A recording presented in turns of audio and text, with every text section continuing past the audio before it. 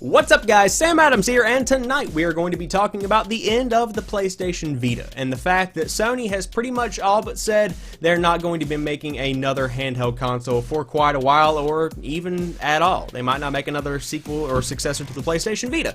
So I wanted to kind of track down where that pathway started and why we ended up here and what I think is going to happen going forward. So without further ado, let's go ahead and get into it. So let's start off with where the PlayStation Vita was whenever it first came out in comparison to the grand scheme of things. The market was completely different whenever the PlayStation Vita came out in early 2012 in North America. And what I mean by that is that if you look around today, if you look at a television show and you look at the commercials for that television show, you will see tons of Game of War ads and tons of Candy Crush ads, both of which are mobile games that almost any device can play. And that was not around in 2011 and 2012. Primarily, the handheld gaming market was dominated by the 3DS and the PS Vita, or before that the DS and the PSP. Obviously, it's always been that kind of way, and so Sony designed this handheld console going forward to assume that same position, so to speak, to fill that same set of shoes.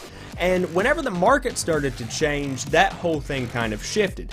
My second point is that the games library just slowly declined down into something that we've never really seen on an official Sony handheld console, so to speak. And what I mean by that is that coming out of the gate, you had a couple of great games that stand out of my mind. Three specifically for me. Uncharted Golden Abyss was a great game. If you haven't played it, please take somebody's Vita, steal one from GameStop. I didn't condone you to do that. And play Uncharted Golden Abyss. It's great. They were contemplating putting it in the Uncharted collection, but it just never really came to fruition.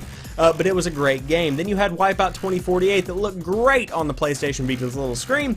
And then, most surprisingly for a lot of people, you had Unit 13, which was developed by the guys that made SOCOM, Zipper Interactive, and it was actually a really good game. I still play it on probably a monthly basis just to check in and see how things are going. And it still holds up today, surprisingly, almost, I guess, what is this now, over 3.5 years later. However, as time went on, these official big AAA titles that were really supposed to sell the console and sell copies of the game started to dwindle. For instance, you had a Little Big Planet PlayStation Vita, which of course was a hit. Anything Media Molecule puts out was a hit. Then you had Killzone Mercenary a couple of years later, and you know, that was a great hit. I love Killzone Mercenary, it was a great game. And then going forward, you had stuff in my mind that is most recent Tearaway, which was a huge hit.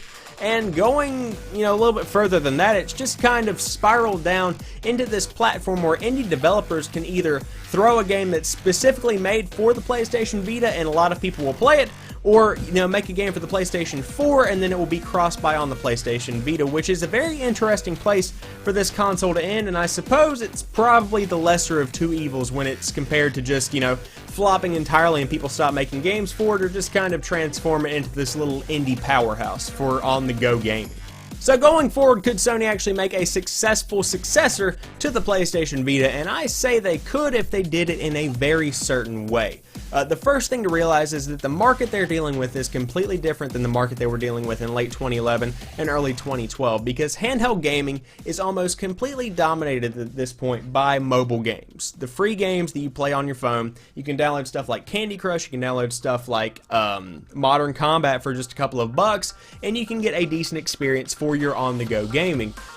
They have to come out above that. That has to be something they do, because the reason that people used to pick up PlayStation Vitas and 3DSs is because could they play Angry Birds or Cut the Rope on their iPod Touch or iPhone?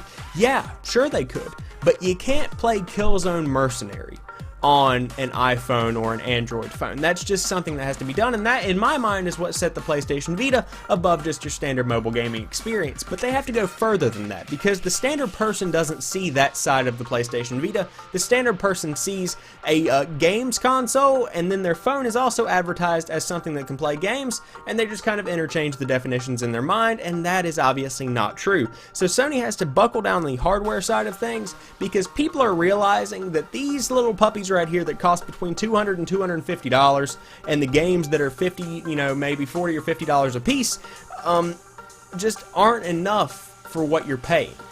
That's just what it comes down to. Whenever you can play a free game on your phone, or you can pay, you know, upwards of $300 or more to play games on this, it's not worth it. So they have to find a revolution in hardware, so to speak.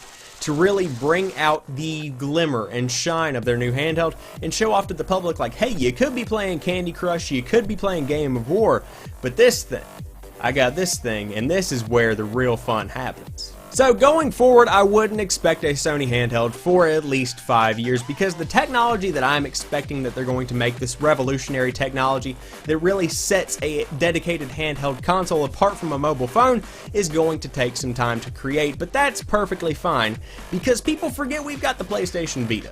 And although it's not the most powerful, gaming console out there, although you could just play a game on your phone, this still has some great experiences to be had from it. Golden Abyss, Killzone Mercenaries, there are tons of other things that are really good on this console. There's a Mortal Kombat game that was released alongside the PlayStation 3 that is great. There are tons of awesome games to play on the PlayStation Vita, and I think that we should all take the time to realize that while Sony is figuring out what they're going to do with their handheld console. Are they just going to throw it in the trash? Or are they going to make something out of it? Because there is a specific branch of the PlayStation community that only plays on Vitas and PSPs, and I would hate to see those guys left out in the cold in the long run.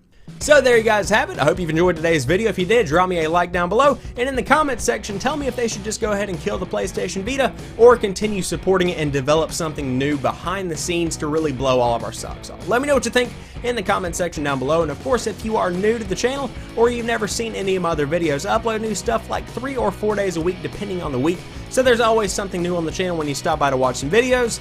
And as always, I want to thank each and every one of you guys for watching this particular video. I'll talk to you soon. Peace.